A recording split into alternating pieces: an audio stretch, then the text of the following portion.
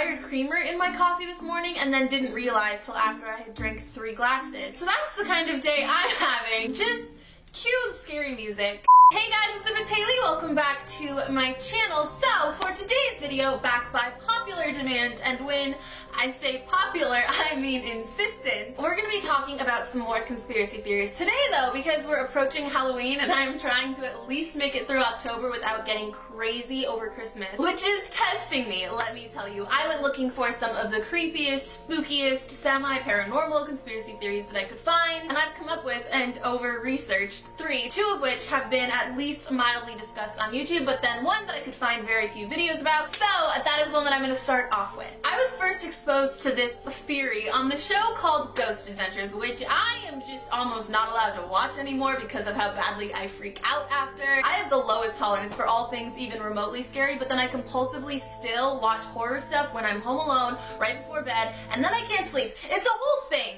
Ghost Adventures, if you don't know, is just one of those general paranormal investigative shows, and there was an episode about the Hoyu Baciu Forest, which I guarantee I am mispronouncing. Apologies in advance. It's a forest in Romania which is believed to either be cursed or haunted or inhabited by aliens, which we'll get there. Anyway, this segment just for some reason really rubbed me the wrong way, and because I am who I am, when something freaks me out, I dive further into it and scare myself even more. It's completely logical and not at all why I have nightmares. So I jumped onto the internet and kind of uncovered the magnitude of this theory. Essentially, the Hoyu Baciu Forest is a forest. Good explanation, Haley. Thank you, Haley. I mean, it is a forest, and for the longest time, weird things have been happening in and around it. According to multiple sources, it was actually named after a shepherd who, along with his entire flock of sheep, disappeared in it. I mean, there are tons and tons and tons of recorded disappearances within this forest, much more than is normal. The creepiest one, I think, has to do with a little girl who wandered into the forest, disappeared for 5 years, and then walked out completely fine physically in the same dress that still fit her even though she was 5 years older. Completely clean, by the way. And if you can just imagine being in the woods for 5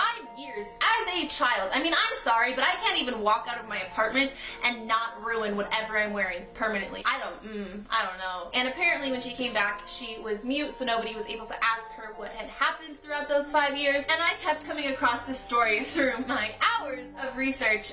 But in fairness, I wasn't able to find a name for this girl or any newspaper articles or documentation, because supposedly this did happen a really long time ago. So I kind of have to classify that particular story as an urban legend, but still! Okay, so weird, freaky disappearances aside, just for a second, there is a very odd clearing in the middle of this forest where nothing grows for no reason. It is eerie to me. Scientists have run tests on the ground to see if there was something abnormal keeping vegetation from growing there, and there was nothing wrong. But if you plant something on the edge of the clearing where it'll actually take, it will grow horizontally away. Like it's not just the ground, it's the whole space. Like branches don't hang over the clearing. It is bizarre. That is just so weird to me that like branches won't hang over this certain part of the no. And here in the super creepy clearing spot is where people have the most experiences.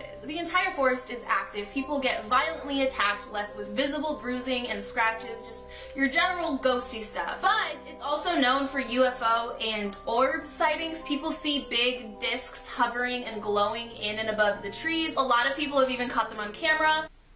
Did you hear that? Oh my god, you can't make weird sounds in my apartment when I'm talking about haunted forests. It's just not okay. Can we not? Inside the clearing though is where the extra crazy shit happens. People claim that they have just woken up in the middle of the night in that clearing with absolutely no idea how they got there. Like they were sleeping in their bed, towns over, and then they just woke up in this super creepy haunted forest circle thing, which one, ew, and two, now take a leap with me because there are a bunch of potential theories explaining why all of this activity is happening and concentrated in this not normal forest. One, because of all of the orbs and the fact that the girl randomly came back 5 years later completely fine, and the lights. Did I mention the lights? There's like tons of lights flashing all the time in the forest, and then if you walk to the lights, there's nothing there. That was actually in the episode of Ghost Adventures. They like caught all of that happening on camera. It's just so nope. It's very, very nope. But because of all of that and the circular clearing, which with some stretch of the imagination resembles a crop circle, some people are convinced that aliens are involved in everything that's going on, and I don't know if I'm on board with that. The jury's still out on whether or not I think that aliens have been or currently are here. I mean, I know we're not alone. I'm not saying that I don't believe in aliens. I just don't know if I think that they're just casually abducting flocks of sheep in the middle of random forests. I'm not sure I'm quite there yet. Other people think that the clearing itself is an actual door to hell, which this whole thing keeps me up at night. It's so creepy to me. It's so creepy. I don't know if that quite counts as a conspiracy theory, but there you go. The next spooky, haunty conspiracy theory, and again, we're using the term conspiracy theory relatively loosely, is that the Disney Haunted Mansion ride is actually haunted. I've personally never been on it, but the ride, as far as I understand, closely resembles those horror houses or haunted maze things that you go to around Halloween time. I mean, it's meant to be scary, but I believe there were not meant to be actually real ghosts in the ride. But apparently, the story, the weirdly disturbing story, goes that a grieving mother who had just lost her young son, he'd sadly passed on, so she went to Disney and asked if she could sprinkle his ashes in this ride because he loved it so much and he had a really good time there. Disney, of course, said no thank you, and she went on the ride and she did it anyway. And the ghost of this little boy has been seen by countless people. He's been seen in the corner crying, he's been seen after hours just going around on the ride by himself, and then people who work there will go up and see if he's okay, and he doesn't respond, and then they turn around and then he's gone. People have also seen him, or what looks like a small boy, climbing on the ceilings during the ride, and they will ask afterwards, the person who's like controlling the ride, they'll ask them if that was part of the ride, and they'll say no, and then they go check it out because that means that there's some random kid just hanging out on the ceiling of this ride, and then they can't find anyone. But the creepiest thing to me, which is gonna give you actual chills, is that this guy who was hired by a travel agency to take pictures of the ride caught the kid on camera. Basically, there's this picture, I think it's a pretty popular one. Okay, A, the guy who took the picture said that there were no kids on the ride that he went on with. English? There were no kids. B, even if there were, the way that he was taking the pictures, apparently people don't glow like that. If he had taken a picture of a real person, they wouldn't have glowed like that, it just wouldn't have happened, and he's a photographer, so granted, I'm kind of like trusting the man, but also he said that at the point that this picture was taken, they were going through like a tunnel thing, or there was a wall really close to the side of the ride. You can't just stick your head out into a wall. It doesn't really work like that. Like I said, like very low tolerance for things that are terrifying, and this picture makes me nauseous. Okay, last one, and I know that this has been talked about like a lot, but it was so disgustingly creepy when I first stumbled across it that I just wanted to, in case you haven't heard this one, give you the opportunity to have your mind blown and then dive into hours and hours and hours of falling down rabbit hole after rabbit hole after rabbit hole. You're welcome in advance. So the theory is that something is wrong with the Denver airport, which I completely believe. People go as far as to say that this is also a door and or gateway to hell, which I don't know if I believe in that. What is with all of these doors or gateways to hell? Let's just not with that, please. Anyway, people have been talking about this for a while. There are layers and layers and layers to this conspiracy theory, but I personally have a belief that I haven't heard very many people talking about, probably because it's like mildly insane, but we'll get to that. There's a pretty undeniable creep factor to the Denver airport. First of all, the runways, if you look at them from above, resemble, I'm not gonna say they look exactly like, but they resemble a swastika, which is either the result of a very unfortunate oversight design-wise or something much more concerning. Outside there are two very creepy statues, the first of which is a blue horse, which people believe is demonic. It just casts really gross negative energy over the entire area. It killed its sculptor, like it fell on the person who made it, and that person died, and instead of like maybe setting that aside for a little while, they just put it right in front of an airport. But to me, the second statue is so much more creepy. There is a statue of the Egyptian god of death, I think. I didn't research that as much as I should have, but I found a bunch of people saying that's what it was.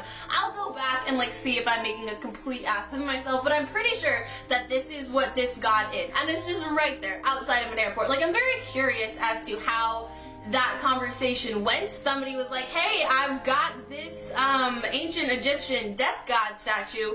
Where exactly should we put this. Oh, I know, the airport. So what? So I'll just leave that there for you to interpret however you like. Inside the airport, the walls are plastered with these really creepy, super disturbing murals. There have been pages and pages and pages written about how creepy and like messed up these paintings are. They're pretty, they're well done. I'm in no way trying to say that this person wasn't a good artist, but oh my god. It's literally pictures of kids in coffins, kids with gas masks. And I initially, when somebody was explaining this to me, I was like, oh, that sounds like it could be political, that sounds like it's maybe protesting almost, but no, it's just very wrong. It's just, ugh, looking at them gives you a really weird, gross feeling. Not a fan. Oh, also, there's really creepy, like, sculptings, wow. Sculptures? That's the word I was looking for, sculptings. That should be a thing. There are sculptures of weird, demon-looking things. It's just all around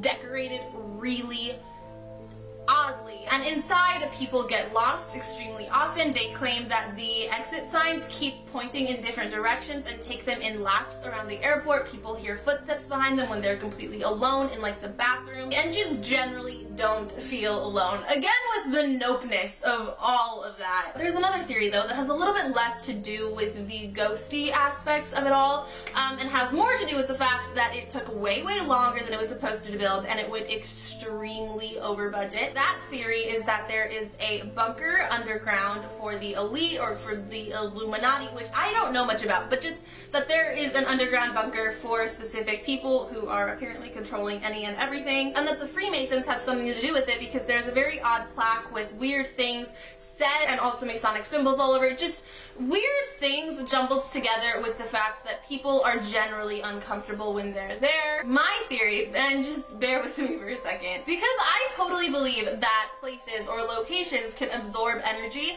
so if something really truly awful happens or something really truly amazing happens, that resonates through this space. And I think that there is something for sure paranormal going on there, but I also think that there's something government-y going on there because there's just all of that weird bureaucratic stuff about the bunker and the fact that just there's a lot. But I believe that something that we as the general public don't know about happened on that land. It was awful, people died, and that energy is still pulsing through the area, hence the ghosts. Then the elite and or potentially also the government conspired to cover it up by putting an airport there, which I believe is government owned, hence the plaque and the reason why that of all places would make sense for an underground weird bunker for special people. I don't know. I don't wholeheartedly believe that or anything. I just think that it is a possible overarching explanation of all the different elements of the creepiness that is involved with this particular spot. Anyways, that is it for this video. I hope you guys enjoyed it. Let me know down below in the comments if you did. I've either bored you terribly and you're already asleep, or